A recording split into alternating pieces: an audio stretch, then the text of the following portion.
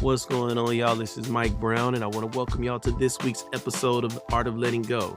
We have a special guest on the show, and we are talking about Black men's health. Not just mental health, but physical health, and how we can be more supportive to each other in our health journeys. So thank you guys for being here this week, and enjoy the show. What up? This is Mike Brown, and this is The Art of Letting Go. You are my second guest in New York, which is really cool. But also, this is your first time coming into the Art of Letting Go universe. We're kind of like Marvel. Okay. So like, That's exciting. you Yeah. come in a couple of times and who knows, you might end up getting your own season. That's dope. So I am not going to introduce you as your New York name of Crenshaw's girlfriend. Oh my God.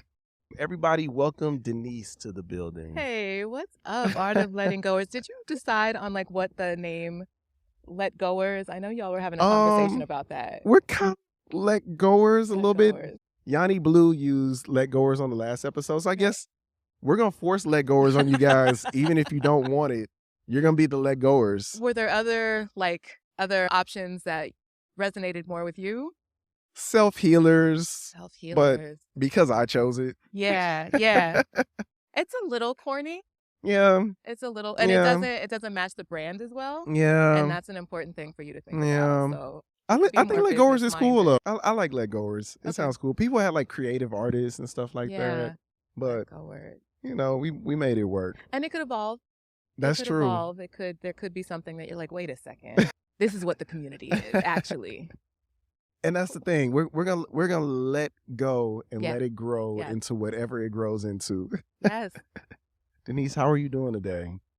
How am I doing today? Ooh, You can bring the mic a little closer. there's a lot swirling around in my mind, but I'm so happy to be in this beautiful space. I can't stop looking at the sky. Yeah. It's just so brilliantly blue, and the sun and the trees and, chilling with you. And so there's a lot kind of bubbling in my mind and things happening in myself and in the world, but I'm okay.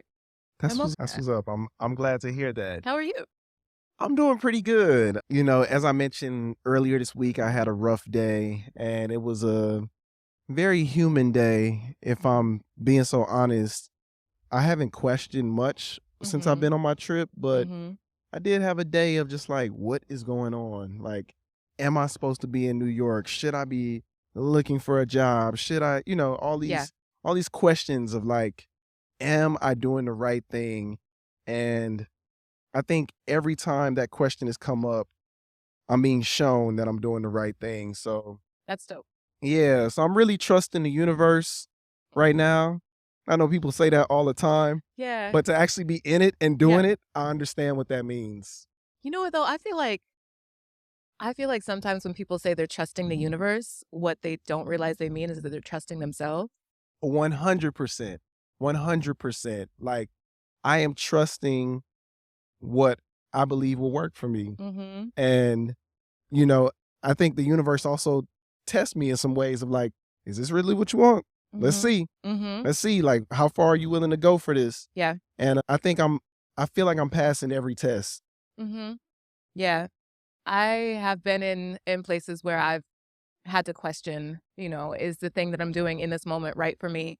And as much as, there's the trust the universe, trust myself, it's really the trust myself to figure out what the next move is if the thing that I'm doing doesn't work Yeah. or isn't working or stopped working. And the trusting, I can trust myself, and also I need to just, I think, be at peace with knowing that the transition from the thing that isn't working isn't immediate. Yeah. And it may take me a second to fully commit to moving on from something that isn't working. But I need to keep trusting that feeling of like, maybe this isn't working right now, and lean into whatever that is Yeah. and figure out how to move from that. Yeah. Like trusting myself to, if this thing that I committed to and was like all in, Yeah. like being a nomad, Yeah. if at some moment that stops working for you, you're going to figure out what that means. You're gonna know whether it's time to start looking for a job. Yeah, I feel like there's a flow of comfort and discomfort. Like there's a flow of finding comfort and then that comfort becoming uncomfortable and then Mhm. finding the next comfort. Mm-hmm. How do you deal with that? Ooh, being uncomfortable. Yeah. Being uncomfortable, and then, there have been so many times in my life where I just let myself stay uncomfortable because I didn't recognize that I had the power to change it. Yeah. And so I would like let myself be miserable. I was listening to the episode that you did with Yanni, and that question you had about, or that somebody asked you, is suffering inevitable, or like, is that just a thing? And my first thought when I heard that was like, yeah, it's just a part of life. Because I was thinking with like a Buddhist mindset, like, there is suffering. That's number one. That's first on his list, is there is suffering. But then you suffer more if you dwell on the suffering. Yeah. And that's the kind of second thought I was having, especially as your conversation around that evolved. And so I think I'm just learning to recognize where I'm keeping myself in an uncomfortable space Mm-hmm. by not acknowledging my power and not acknowledging my agency, Yeah. and just getting better at that every time it happens. And also going to my therapist who has been practicing for, over 20 years and is also a Buddhist meditation teacher. Oh, wow. And so I get a 2-for-1. I don't have a meditation practice right now. Yeah. I'm trying to get back to yoga, but also being in silence and like intentionally slowing down. Yeah. And I used to meditate with a Sangha that was people of color. Oh, wow. And so being in a meditative space and being with people of color and intentionally just kind of sitting with what was, and then being in community. Yeah. Those have helped me. Did you guys know that we have a Patreon? What is a Patreon? Well, a Patreon is a place for our let goers to be able to get exclusive content from the show and from me, your host, Mike Brown. I share a lot of music there. We're building a community of people who are healing and growing in real time. And it's not big right now, but I would love for more of you to sign up. It's only $3 a month. That's the lowest subscription I have, but you can go as high as you like. Sign up today and I will give you some free merch. Just make sure you include your address. I know that you just had a birthday. Does there ever feel like pressure to have kids or build a family? I feel really fortunate that that's never been a thing that has been external. Like, so what I mean is I've never felt external pressure. Yeah. Not from my parents, not from family members, not from friends. I studied maternal health for my master's degree. Oh, wow. And so like I was studying global maternal health. Yeah. And then I moved, but after moving back to New York, after that, I was a little bit in like domestic maternal health. Mhm. And it's scary. And Yeah. it's not just scary for Black women, although being a Black woman is extra scary. Yeah. Like my Black girlfriends who have had children, every time they got really close to their delivery date, I would be so nervous until I heard from them that everything was good. Yeah. Until I heard from them they were safe and Yeah. that their baby was safe, because it's real out here for Black women. But like I was telling somebody recently, I know too much about maternal health to want to do that. Also, just growing up in the 90s and early 2000s, as an 80s baby, you were coming into your own with Self magazine and 17 and YM and all of these magazines telling you things like you should have here are the 10 almonds you have for your 200 calorie snack. And so this body awareness and feeling like you needed to look a certain way. And for me, I'm just barely getting to a point where I can accept my body no matter what it looks like. Yeah. And the changes that your body goes through when you have a baby, Mm-hmm. when you're pregnant, and then afterwards, none of that, for all of my adult life, none of that other than like being cute and pregnant and getting to eat whatever I want. That's the only part about like having children. And children could be cool, Yeah. but like being cute and pregnant is the only part I've really been interested in. That's funny. So I'm like, It's cool. And what I've made peace with recently, and I've been saying this for a few years, but it's really kind of been cemented in with the house cat, like the cat that has now kind of chosen us to be its family, Yeah. is if I'm meant to parent somebody, like it's going to happen organically. Mm-hmm. And I'm totally open to fostering. Yeah. And I'm totally open to being an adoptive parent, but I need enough stability in my life that I feel okay to take care of myself before That's I'm trying fair. to intentionally bring another life into that. I understand that. I completely understand that. What about you?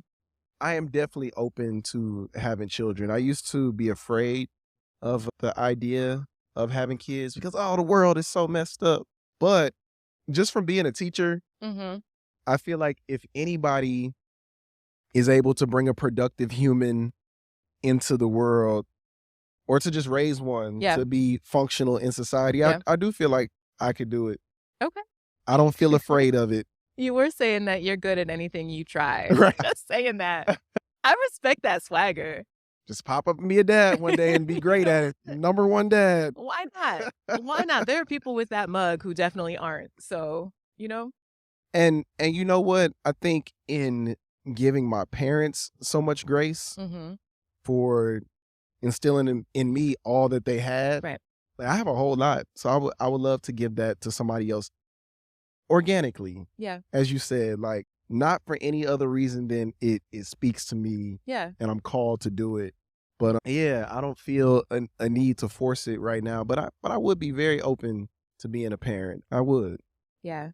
I could see a little like mini let go or running around practicing letting go with occasionally blonde hair. That might be my moneymaker to like have a kid and then we create a podcast together. It's working for 2 Chainz. Podcast with his kid is great. That's 2 Chainz, dope. you got competition. You got 2 years. I don't know if you'd want someone younger than 2. Unless you adopt and you just get them, Right? you still might need to work through some stuff. That's why we have a podcast. There you go. You know what? That could be the topic of the podcast right there. I feel like that could lend itself to a little exploitation. It's James Woods, a.k.a. that yoga dude, with Feel Free to Feel Free. Freedom is moving in and out without being caught up and held back by my own condition. My own condition. The old ways of doing things, seeing things, not letting them hold me back as I continuously move forward towards a greater freer self. Meditation helps me to take a deeper look at my conditioning, have a deeper understanding of what I'm thinking, what I'm feeling, what I'm going through, and not respond with anger, frustration, fear, just looking at it for what it is and making the proper adjustments. One of the best places we can make those adjustments is from a place of calm, relaxation, and peace. Let's take a couple of breaths to get there. Softening the body, gently breathing through the nose. Relax the eyes, deep with every breath. Peace in the present, releasing and relaxing. Practice intentionally being in the moment and letting go whatever no longer serves you. Breathing, releasing, and as always, feeling free to feel free, and namaste. Peace. Denice, I wanted to talk to you about a topic that we talked about maybe at least within the last year. We've talked about you coming on the podcast and talking about Black men's health. Mm-hmm. And it feels important just because, now I'm in my late to mid 30s now. I'm getting up there in age. Yes, sir. So. Oh, you are my target demographic. Exactly. And I'm sure a lot of my listeners are as well. So why is Black men's health so important to you?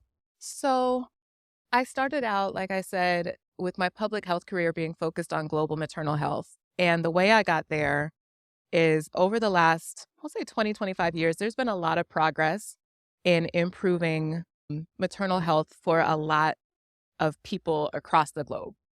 But I was doing some research for some class, and I saw that there's still like a segment that are really hard to reach and really hard to improve their their health outcomes, essentially. Yeah. And in public health, there's this concept of like the last mile. And it's when you've had successful interventions so that most of the population that you're targeting for an activity are good. But there's just that last mile you have to get to for everybody to be good. It's something that shows up a lot in work around HIV and maternal health. Yeah. And so there's just this segment of people who essentially I'm thinking, I did work in Tanzania, and it's a country that I studied and spent some time in. I was there better part of a year. And I was looking at the health statistics, and it's women who live in birthing parents, but mostly in that space identify as women, I think, who live in rural areas and who are poor and low educated, who just have less of a chance to have a healthy pregnancy and healthy childbirth and then have a healthy infant. Yeah.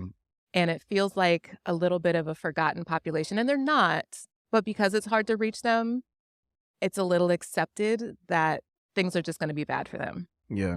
I'm just generally interested in the people who aren't getting the kind of attention they deserve for whatever reason.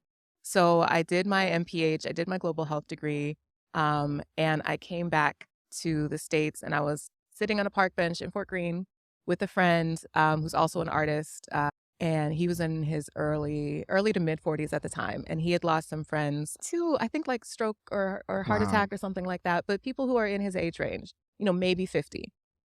And he was saying to me, shout out to Ty Allen, he said, I wish, like, we spot each other at the gym. I wish we spotted each other in our health, ask each other, like, when you got your cholesterol checked last. And so he's like, let's do something. You have this degree now, let's do something. And we didn't end up doing anything. But in thinking about what we could do, I was looking at the stats. Yeah. And this was in 2015.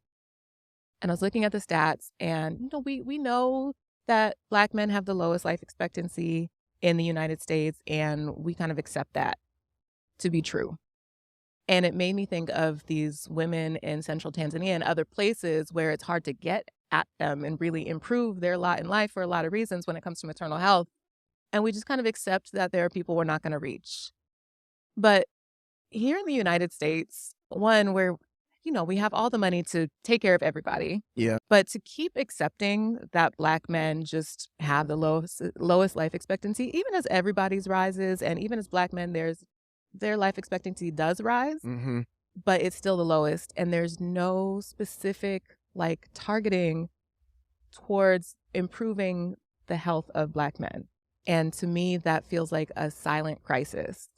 And so I've been thinking about this for 8 years now, which is kind of crazy. Wow. Thinking about it off and on, and then thinking about it as a doctoral student for 2.5 years. And the thing that I've come to is that men in their 30s and their 40s need to start paying attention to their health. Yeah. Because Black men in their 40s start dying from diabetes. They start dying from stroke. They start dying from cancer and heart disease. And of all of the racial groups in the United States, so we're talking about white, non-Hispanic Black, Hispanic, and then Asian.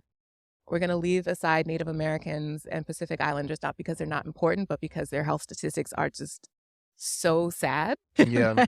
But even amongst those, so if you think about these chronic diseases that are, if not preventable, at least treatable, Yeah. and less fatal if you catch them early. Mhm. So 4 of the 5 leading causes of death for Black men in the group between 40 and 44, stroke, heart disease, cancer, and diabetes.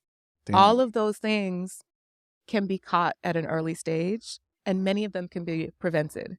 So your mid to late 30s, how many men mid to late 30s are pre-diabetic or diabetic, or have high cholesterol, or are at risk for something, and they don't know because they don't go to the doctor. Yeah. And there's all kinds of reasons that Black men don't go to the doctor. And so the thing that I'm focused on in my little catchphrase is I want to make going to the doctor accessible and acceptable to Black men. Yeah. I appreciate you sharing all that. It's a journey. Yeah, and I definitely was taking it all in because it makes me think of my own health journey. And I would say that I go to the doctor regularly. I don't know how often it is regularly, but at least like twice a year to get a physical. Sometimes I don't know what to ask or what when you do blood work and stuff like that. if they tell you everything's all good, you kind of just take it Right. with everything being all good. And oh wow, this is something I guess I've never shared on the podcast, but I think I was told that I was pre-diabetic. Both my grandmothers diabetic. Mm-hmm. My dad told me he's pre-diabetic. Mm-hmm.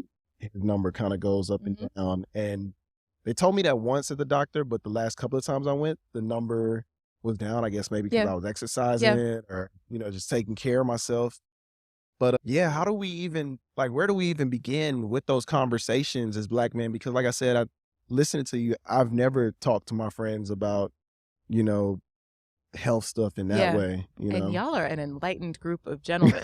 You are. I admire the friendship and the connection that you have with the friends of yours that I know. I appreciate that. It's something that I don't have with my friends. Yeah. And so y'all are enlightened and you talk about stuff and you support each other. Yeah. And so even to hear you as his real enlightened brother, with enlightened friends, be like, we don't talk about that. Yeah. And y'all, again, are in the age group where, we really start to feel our bodies in, 30s. The 30s are great and we know ourselves, but you get mid to late 30s, feeling your body.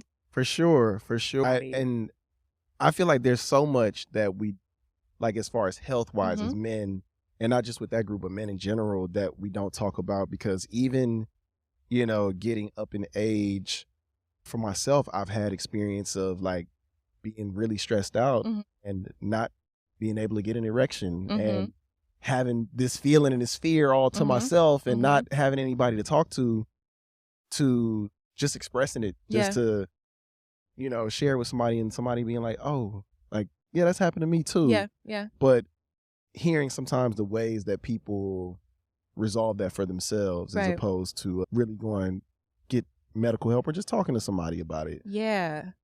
So I would say, part of how do we address this? That's part of why I'm getting a degree.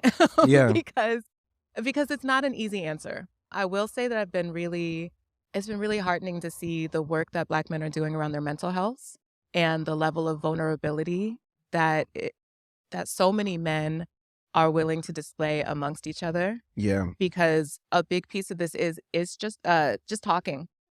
And one of the key differences, I think, between men and women when it comes to health is that women just talk about it more. I don't know if it's just the socialization to be more open. We're not discouraged from being soft and vulnerable in that same way. We're not going to talk about it with everybody, but right, for sure. Mothers, sisters, girlfriends, whatever. Most of my favorite doctors have come from being referred by somebody else. Yeah. And no woman will fault you for saying hey, I'm looking for a gynecologist. Do you like your gynecologist at work? It's a completely normal thing to ask a coworker if they like their gynecologist. Yeah. Because y'all have the same insurance. Yeah. You have the same insurance. Yeah. And that gynecology visit is exposing. You have your legs up in the air and there is somebody who is in your private bits. They are feeling on your breast. And so it's a very intimate thing. And it is very natural for women to be like, hey, I need a new gynecologist. Yeah. And to know that you're saying, hey, the person who feels on your breast and puts their hands inside your vagina, do you like them enough to recommend them to me? Man, that makes sense. It's a thing that it would just, and part of it I think is that the reproductive health for us is inside, it's so internal, so it's already very intimate. And so we know we have that shared intimacy of this being part of how we take care of our health. Yeah. And so similar kind of vulnerability that men are starting to share around mental health, feeling open and safe and knowing that it needs to happen with your bodily health as well is one of the things that I think needs to happen. And it happens in other spaces. It happens with HIV. Yeah. A lot of things that have to do with men's health. And if you look up men's health, there's a lot around HIV. There's a lot around erectile dysfunction. And then when you get to older men, then you get to the chronic diseases. But really, it's around sexual health. And they'll do support groups or peer groups around HIV. I was just reading a study about heterosexual men in New York and them doing this education project and men talking to each other about it. Oh, wow.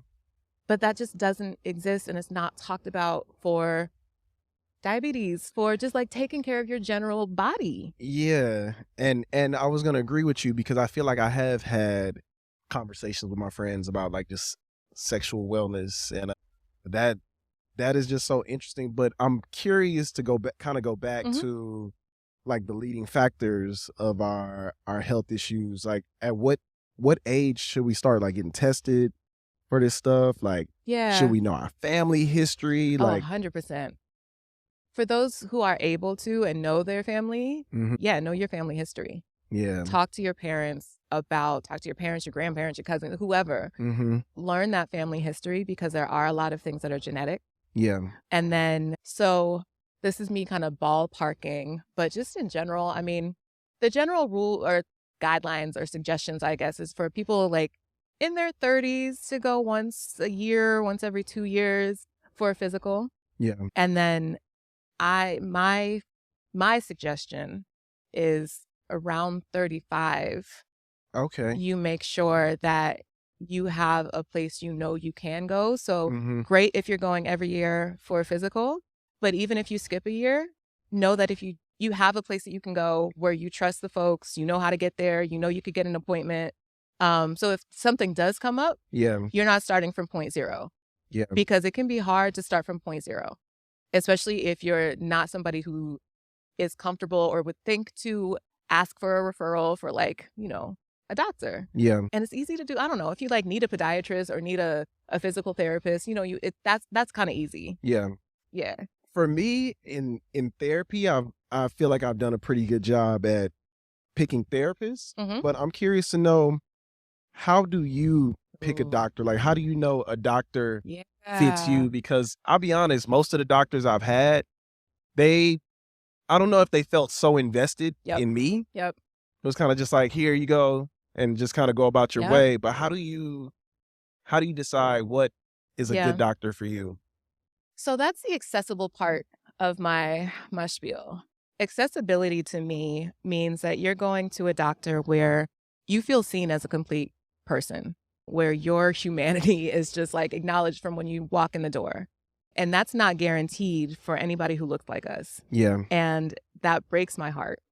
I do a lot of ZocDoc. Like I do Mhm. ZocDoc, I do health grades, I do Google reviews. I do my research, Yeah. because I want to make sure that when I'm seeing a doctor, whether it's just physical health or a specific like injury or something, that they are known for like decent bedside manner, Mhm. that the front desk person isn't somebody who like cusses people out. Yeah. And I've gone to doctors that were recommended to me and, were cool, and it's still hit or miss. Mhm. And that's a this thing that I'm trying to do is not easy Yeah. because there are a lot of things that need to change. So, the acceptable of like getting Black men okay to want to talk about these things and want to go to a doctor, and then making sure that doctor they go to is somebody who's not going to make them feel less than, or that it's not going to be an uncomfortable experience for one reason or another. Yeah. It's hard because as motivated as I am to go to the doctor, it's still hard for me to find a good doctor. Mhm. But one of the things that is important is having a doctor to go to. Yeah. And so it's kind of like trial and error, and it sucks. And I wish it was easier than that. And that's why talking to people about who they see, Mhm. it can be really helpful, because your friend has already vetted somebody. Yeah. Yeah, it's tough. It's tough, but it's not impossible. And then sometimes you love a doctor and then they move.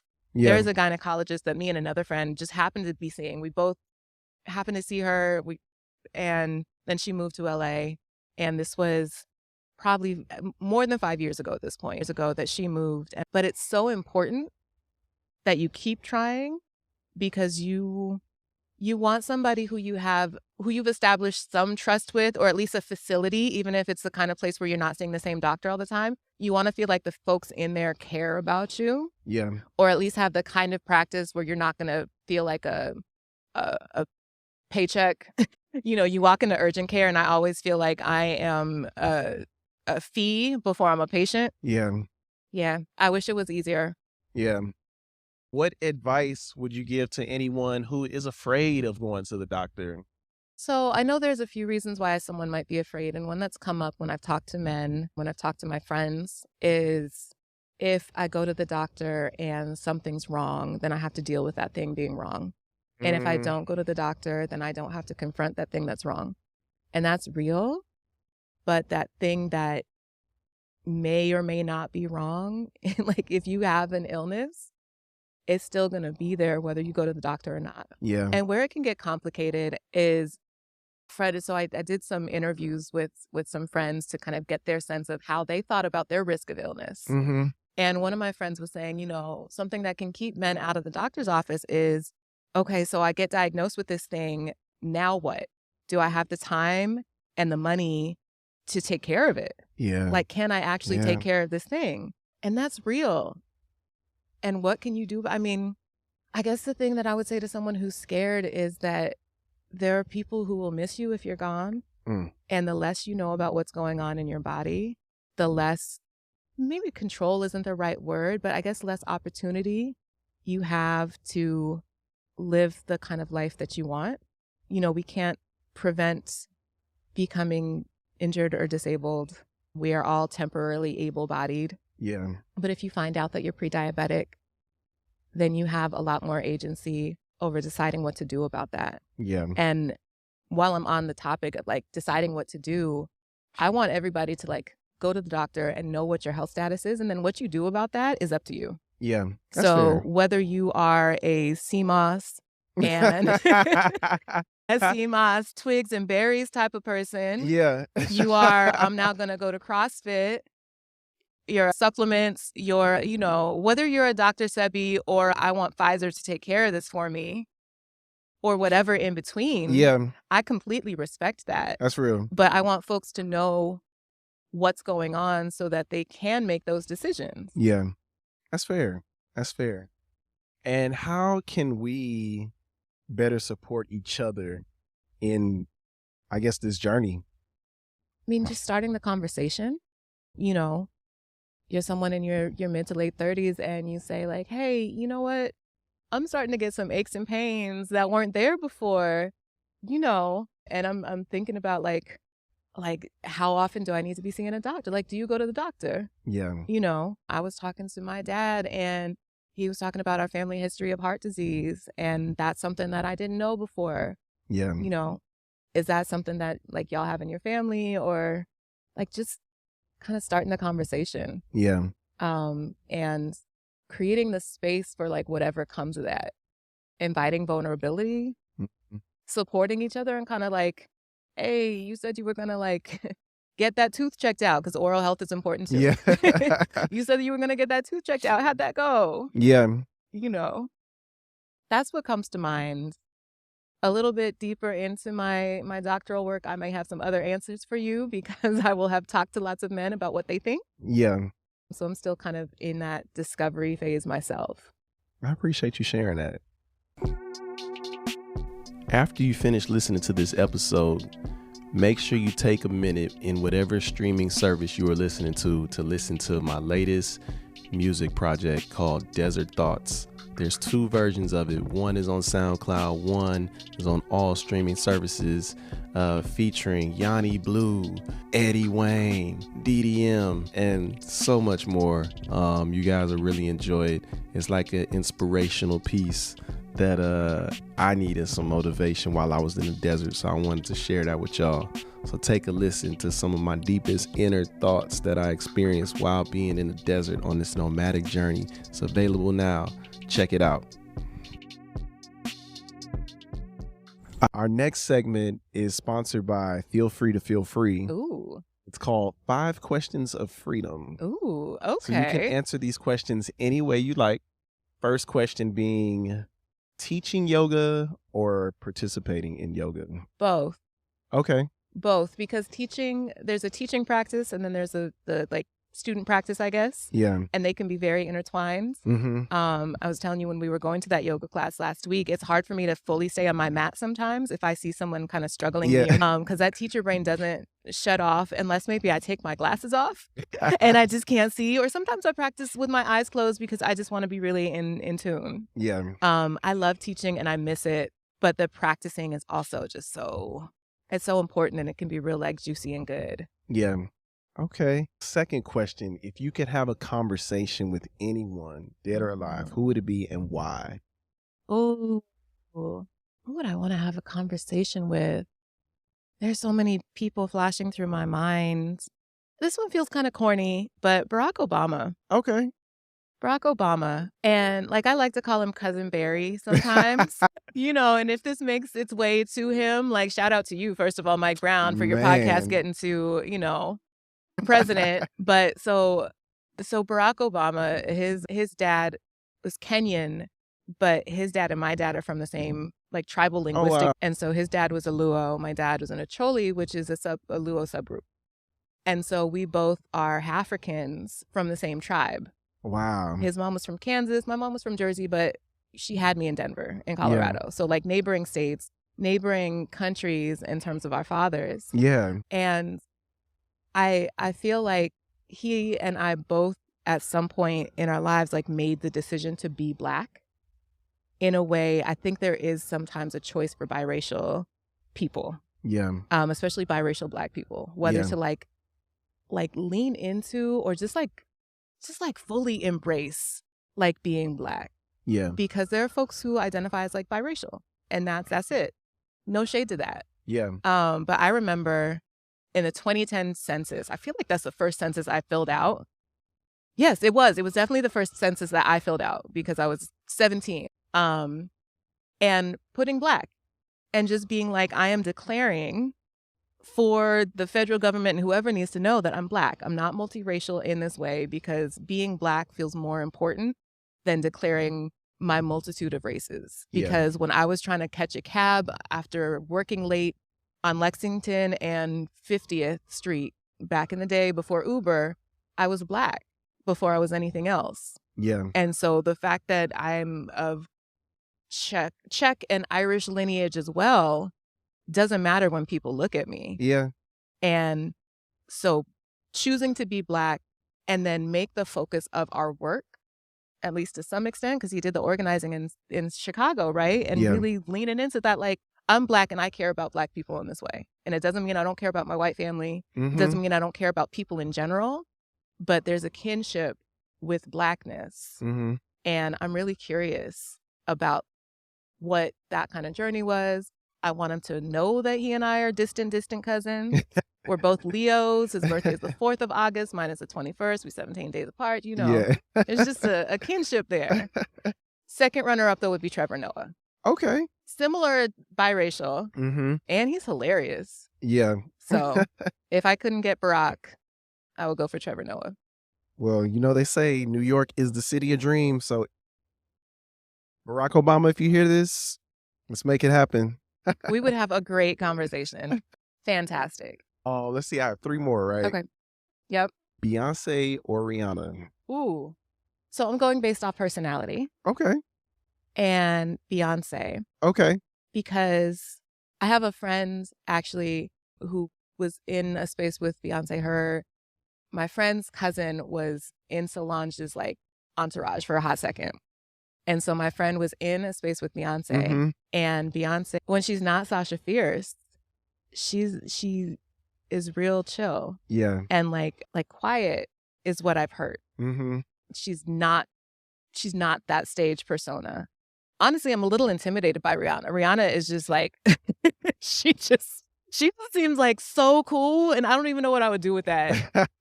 And so I feel like I would vibe with Beyonce's energy a little bit more when it comes to their music. I mean, more Beyonce than Rihanna. I think Rihanna's just like this really cool person, and I appreciate it, but I appreciate it more from afar. Yeah. And I feel like Beyonce is a little bit more approachable, which is a funny thing to say about Beyonce. That makes sense, though. That makes sense. That's cool. 4th question. What advice would you give to your younger self? Oh, goodness gracious. So much. What advice would I give to myself? I was diagnosed with ADHD when I was 30. Okay. And in graduate school, halfway through my first year of my master's program. And going through that much of life, not knowing that my brain had trouble with staying focused on tasks and understanding the passage of time and organizing things and having a lot of difficulty with tedium and tedious tasks. It made me feel like I was broken. Oh, wow. I felt like I was broken for so long. I felt like all of these things that I later learned had to do with my brain chemistry. They felt like personality flaws and like deep, deep personality flaws. And the thing that I would tell my younger self is that you're not broken. You're just different. And if you can embrace the fact that you are different and just make your peace with that, then you can figure out what that difference means Yeah, and how to kind of function and flow. that's beautiful. And our last question is, what reminder do you want to send to your future self?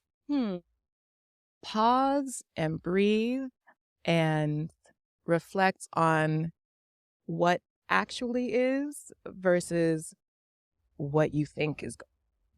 Don't get so caught up in how you're experiencing things. Take a pause, take a breath, and think about what's actually going on and look at it a little bit more objectively and pull yourself out of whatever that like mucky murkiness is.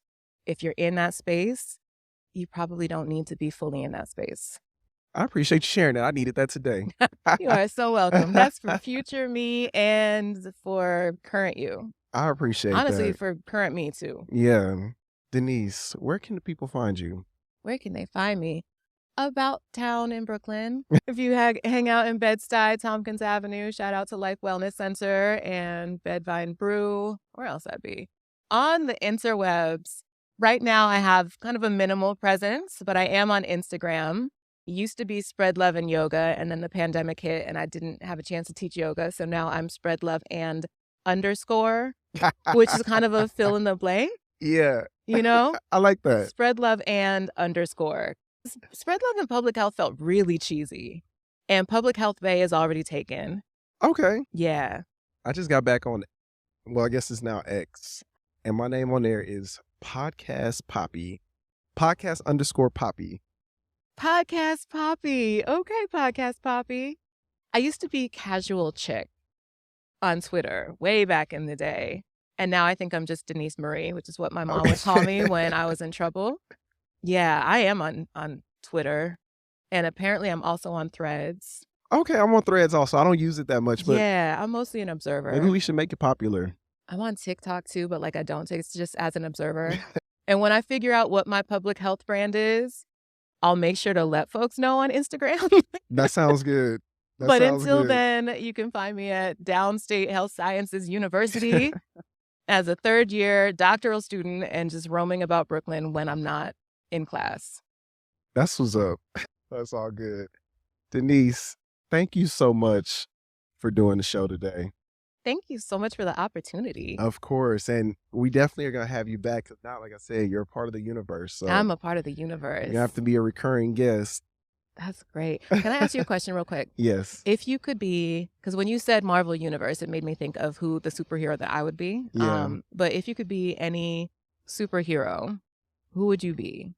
If I could be. Or like which superhero kind of resonates with you the most? Like maybe like Spider-Man.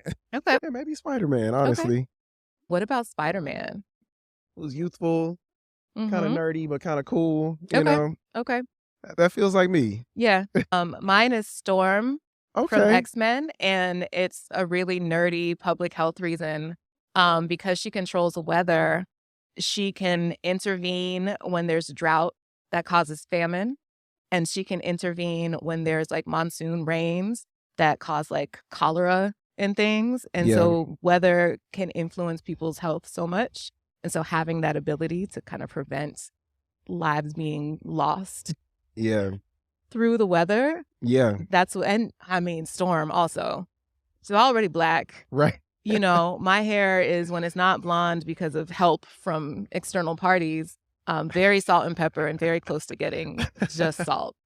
That's funny. And actually, I'm going to take back Spider-Man. And I'm going to go with, I don't remember her name. I'm not really a big Marvel fan like that. I said that, just use that reference because I have my own universe. Yes, you But do. the girl from Guardians of the Galaxy, she's able to tap into people's feelings. Oh, yeah, with like the little antennas. That would be me. Okay, I can see that. I can see that. I can see that. Yeah, I like that. I appreciate that. Denice, thank you so much for doing the show. Thank you, Mike Brown, for having a show. Of course. Thank y'all for listening. This is Mike Brown, and this is The Art of Letting Go. Peace. Thank you for tuning into this week's episode of The Art of Letting Go. If you like what you heard, please be sure to subscribe to the podcast wherever you listen, as well as leave a comment. Let people know what you think. Let me know what you think. I do read the comments. Yes, I do. I heard everybody saying I was homeless last week. Also, if you would like to support the show further, you can sign up for the Patreon, where I give a lot of exclusive content. I've been sharing some new music that I've been working on, workshopping some new podcasts, and also building a community of people that are healing and growing in real time. And I would love for y'all to be a part of that. Also, you can share the show with anybody that you feel like would benefit from it. I have some new merch coming soon. If you would like for us to produce your podcast, please reach out. We want to help more of you tell your stories. So thank you guys for listening. This is Mike Brown, and this is The Art of Letting Go.